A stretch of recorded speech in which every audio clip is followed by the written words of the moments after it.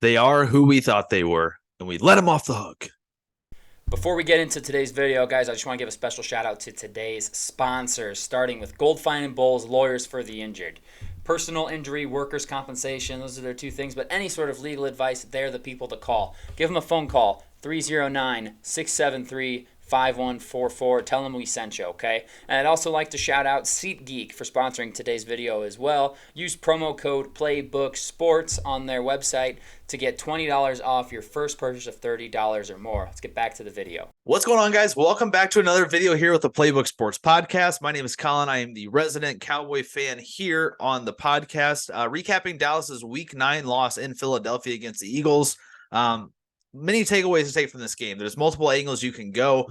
You can be the optimistic route in the fact that Dallas went in there and played an excellent game and lost by 12 inches here and there. Lost by 6 inches on that Schoonmaker touchdown that got called back. Lost by about 6 inches on that Dak Prescott 2-point conversion that got called back by stepping out of bounds. You can look at the positives and say Dallas looked like they can go into Philadelphia and face this Eagles team head on and have a chance to come out victorious. And then you can look at it the other side of the angle, where Dallas maybe played the best game they could have, and they still lost to Philadelphia. That could be the angle you take as well. I'm going to take the positive angle here. Dallas goes into Philadelphia, big question marks. Their biggest road test of the year so far was the 49ers in Week 5 on Sunday Night Football, and we all know how that story went. They went in there, they got slaughtered against the 49ers, and they looked like they didn't even belong on the same field as the San Francisco 49ers, whereas here Week 9, they go into Philadelphia. It is a division game, so obviously – division matchups are usually much closer than out of division matchups. So, Dallas is going in there. Question mark, can Dak Prescott do it? Can Dak be the focal point of an offense? Can he be the reason the Cowboys go in? Can he have a big game against a good opponent on the road, a good defense as well on the road? And I think he answered all those questions. Yes, Dak had a couple miscues here and there, stepping out of bounds on the 2-point conversion being the big one, and then taking the sack on that last drive when you're at the 11-yard line with under 30 seconds to go, no timeouts. You can't really take a sack there. I blame Terrence Steele more personally for that. You can't let pressure just beat you immediately. And then, you have to give Dak a chance to at least go through at least one read, if not get out of the pocket himself. But I think Dallas played great. It's a weird feeling to say that you feel better after a loss than you would going into the game. Dallas there's no moral victories in this game. You either win, you lose. Nobody's going to look back at the schedule and be like, well, they looked good. They could have won that game. No one's going to do that for you. No one's going to hold your hand. It's a win-loss league. They lost. But I feel good about it. It was a very encouraging loss if there's ever such a thing. Maybe one of the best games, if not the best game I've ever seen Dak Prescott play in his career as a Cowboy fan. No blame whatsoever. No issues whatsoever. 375 passing yards, 3 touchdowns, no picks. I mentioned on our podcast, it's the 8th time in Dak Prescott's career he's gone 300 plus with 3 tuds and no picks. He was 7-0 before this past Sunday in such games. Did not come out victorious on Sunday. Lot to unpack, a lot to talk about. I already talked about the Luke Schoonmaker play. Just inches short. You hate to see. I've seen back and forth on it. He's got to run that route 1 yard deeper in the end zone, so that way if he gets contacted when he goes down, he's in the end zone. You can argue Reed Blankenship tackled him on the play. There's a reason he's falling to the ground before the ball gets there. He's not stumbling on his own. He's got a safety draped all over his back. And then you can go to the other angle with the all-22, and you look at the opposite side of the field where the blitz was coming from, and CeeDee Lamb picked perfectly Brandon Cooks' guy, and Brandon Cooks has a wide-open walk-in touchdown. Dak Prescott's first read was left. The blitz was coming 4th and short. He went left. Dallas was about 6 inches short of bringing it within a 1-score game at that point in the game. And then later in the game, Dak Prescott stepping out of bounds on the 2-point conversion. He's got to get wide enough to beat Brandon Graham. He's trying to avoid as much contact as possible. But in that spot, you got to take the hit and you got to be like, hey, we need this point. We need these points. We need this play so badly that I'm willing to get destroyed by a D end coming full speed at me to get these points. And he tried to finesse around him. At first looked great, and the replay brings it back. Ultimately, having a chance at the end of the game was huge. I guess one more play before we get to the end of the last drive was the 4th and 8 where he threw it to Jalen Tolbert. There's been a lot of questions. Why did he not go to CeeDee Lamb? Why did he not go to Jake Ferguson, both who were balling in the game? And you look at the play itself. CeeDee Lamb, Jake Ferguson were both on the left side of the formation, had 3 defenders stacked over him. So you had a 3-on-2. You had Tolbert 1-on-1 on James Bradbury, who had been pretty bad all week, all year. really, for the Eagles. And then you look at the drive beforehand where Dallas gets the touchdown, doesn't get the 2-point conversion. Jalen Tolbert had a couple of first down catches on that drive, had the touchdown catch as well on that drive. So he had a little bit of rapport built with Dak Prescott going into that last series. And he was getting more targets than Brandon Cooks, more targets than Michael Gallup. So I don't mind that 4th and 8. You get a one-on-one on the outside for a guy who just had several catches on the previous drive and a guy you have a little bit of trust in building at the moment. I don't mind that play, 4th and 8. And then the last drive, you have 47 seconds to go about 87 yards. As a Cowboy fan, I have seen this story time before. I truthfully didn't even think they were going to make it past midfield. Somehow, some way they'd screw it up. They get tackled in bounds. They take a sack in their own territory. They get gifted a defensive pass interference. There was a lot of contact, so I hate to say the word gifted, but they got a contact foul to get them about 25 yards of 25 yards on penalty yardage. And then you get another flag on a first down catch by Ferguson. Ferguson gets out of bounds. Hassan Reddick kind of hits Dak from behind. Not the biggest hit. I honestly thought it was kind of a weak flag to throw, but you got to protect the quarterback. So Dallas gets an additional 15 yards and then passes CeeDee Lamb out of bounds. 1st and 10 at the 11 with 27 seconds. And you think to yourself, you're like, oh my God, are we going to do this? Are we going to do this thing? And then defensive penalty gets you to 1st and 5 at the 6 with 27 seconds. And you're like, oh man, the way this has been rolling, Dak Prescott's been hitting on every level. And then self-inflicted wounds. You take a sack. You take a delayed game, you get a false start, you throw short of the end zone, which I didn't mind throwing short of the end zone. In that case, you have 7 defenders in the end zone, maybe 8 defenders in the end zone. You throw it short, maybe you can make a guy miss, make a play. Just didn't happen. Don't want to talk about the ref show too much. Both teams had some flags that were kind of ticky-tacky, and some teams had some miscalls, some flags that weren't thrown that probably should have been thrown. There was a couple of tough ones throughout the game, but we're not going to talk about the ref. Shit happens. Dallas had a chance to win, regardless of what the referees were doing in the game. Dallas had a chance to win. So we're not going to talk about the ref show. Both teams had the same amount of penalties with 10. Philly actually had 15 more yards in penalties, but it seems like Dallas's really came at shitty times and hurt them more than Philadelphia's came. So let's get into it. Let's get into our preview video. Let's talk about our X factors first here. So let's go look at Dallas here. Their X factors was defensively Osa Odighizuwa. Let's see what he did on the game. He had 3 tackles, and that was it. 3 solo tackles, no tackles for loss, no sacks, no pass defense. Obviously, a defensive tackle. I was really held down at bay.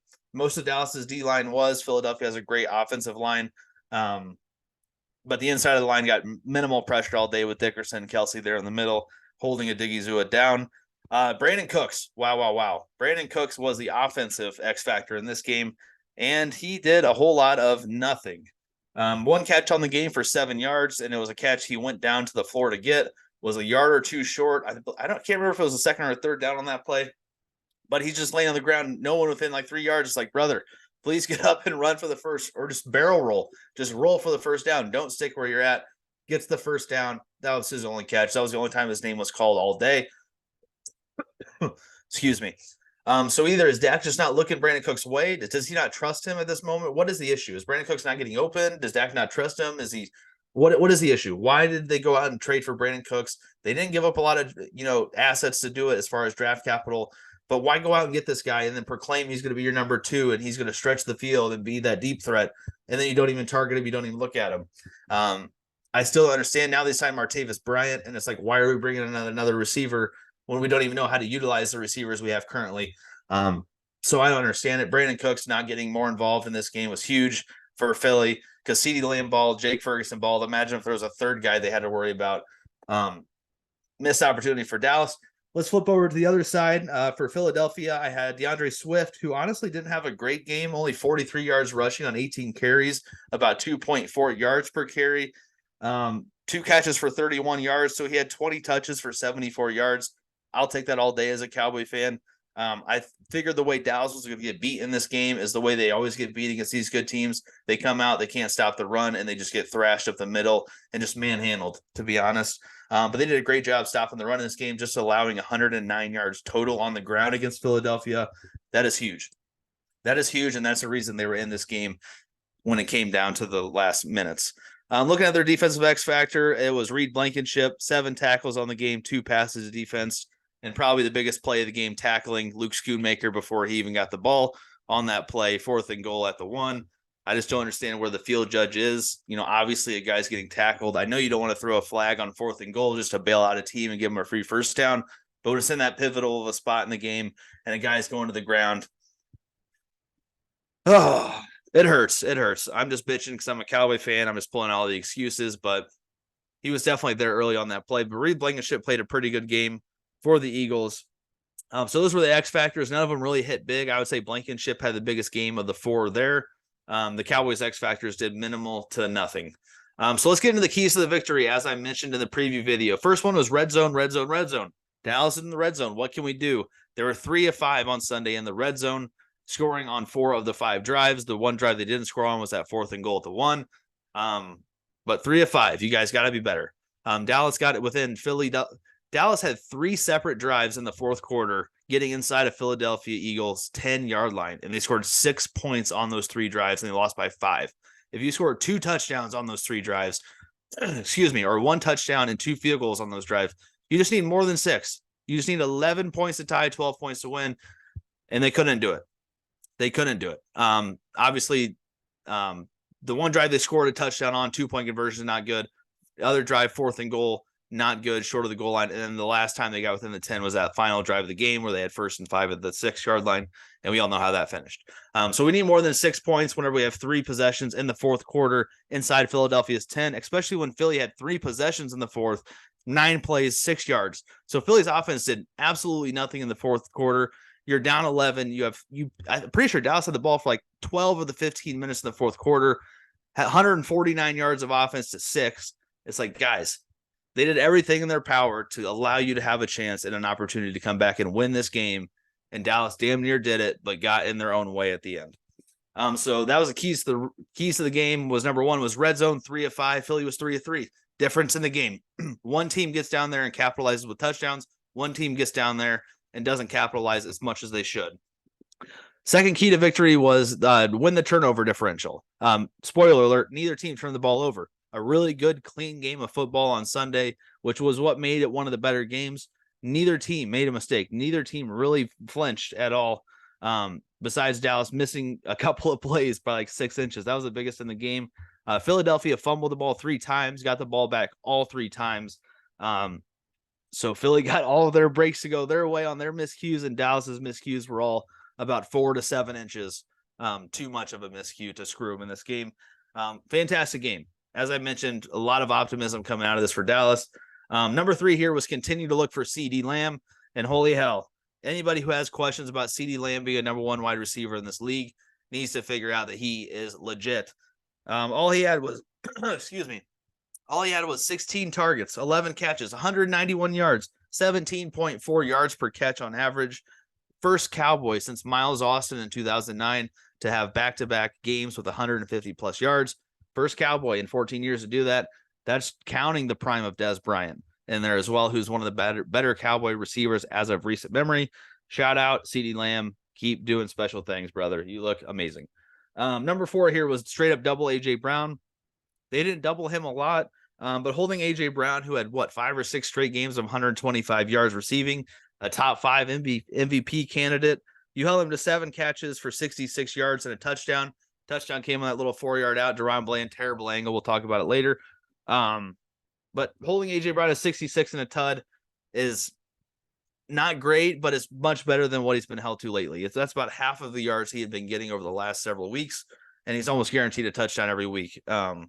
So double team A.J. Brown, didn't really double him, but slowed him down for sure in this game.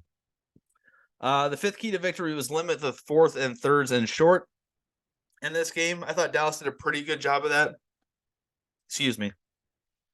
There was a couple of times throughout the game, like that first drive, Philly went for it on 4th and I think 1 or 4th and inches on their own side of the field. Got the tush push, got a 1-yard touchdown on a tush push. And I think they went for it again. I think they got a 3rd or 4th tush push as well. But just allowing him not to do it over and over and over again. I think they only did it 3 or 4 times in the game. So we'll take that maybe as a slight victory for Dallas, just because you didn't get pummeled to death on the tush push. But they definitely had success running that play because it's 94%. How do you stop a 94% play? So 5th and final key to victory, here and there, hit and miss on that one. So looking back at my final score prediction, this is probably the most proud I've been all year. I predicted Philadelphia to win 27-23. Well, Nate, if you want to pop that screenshot up here too, just so I can flex it a little bit. Predicted 27-23 Philly. The final score was 28-23. So I couldn't be any more spot on with that final score. The heart came out and told me Eagles are going to cover and they're going to win this game. Sadly, Dallas, Philly normally split. Each of them is going to take their home game. This is the same story year after year. So there's many ways you can take this as a Cowboy fan. You can be hurt about it because you played one of the best games you could play, offense, defense, and special teams, and you still lost. Or you can be optimistic. We went into one of the best teams in the league, if not the best team in the NFL, went into their house, hostile environment, division game, rivalry game, no love lost between either team, and he went there toe-to-toe. Dak Prescott looked phenomenal, took care of the football, made a couple of mistakes here and there, no run game whatsoever to help him out. So it was literally all on Dak Prescott. And you look at the statistics in this game. There are no moral victories. Stats don't win games. Points win games. Dallas outgained Philly. I'm pretty sure Dak Prescott outthrew Jalen Hurts by about 170 yards. Tony Pollard was the leading rusher in this game. CeeDee Lamb was the leading receiver. Jake Ferguson was the number 2 receiver. Just looking at stats alone, Dallas came out here and played a better, more sound game than Philadelphia, but just didn't execute when it mattered most. And that's the difference in this game. Philly executed when they needed to. Dallas came up short in the execution category. Philadelphia wins. We will see them again in 4 or 5 weeks. I think it's 5 weeks. I think it's 5 weeks because Philly has those 3 tough opponents and their bye. We'll see them again in 5 weeks in Jerry World. We'll see what the standings look like. Dallas is supposedly has 3 cupcakes coming back to back with New York, Carolina, and Washington, whereas Philly has a couple of hard ones. I know they play the Niners and the Chiefs. I want to say they play the Bills as well before they play Dallas again. Who knows what the standings look like? Right now, they're 2.5 back. It was a big loss for Dallas here. They needed this game more than Philly needed this game, in my opinion. But 2.5 back, if you can get 2 games before you play again, go into that matchup with the same record or be 1 game back of Philly in that game. If you win, you'll be first. So got to bounce back. It's an encouraging encouraging loss, an encouraging loss in my opinion. Got to be a little more optimistic. I'm not going to come here and say the sky is falling, season's over. They played fantastic. They played fantastic and just came up short. If I talk to my buddies about it, if Dallas, it's a big if. You can play the if and but game all day long. But if you get the touchdown to Schoonmaker and you get Dak Prescott's 2-point conversion, if and buts, I know, but that's about 12 to 15 inches a difference. Dallas wins this game by double digits. Dallas is kneeling out the clock at the end of the game. They're not pushing for a winning score or a tying score. So you just got to execute. You just got to execute in the moments. That's all I really got to say on this. I'm not super bent out of shape. Tough loss. You really want to go in there and win, especially when the circumstances were what they were, with Dallas having a shot from Philadelphia's 6-yard line down by 5 to go out there and win it and coming up short.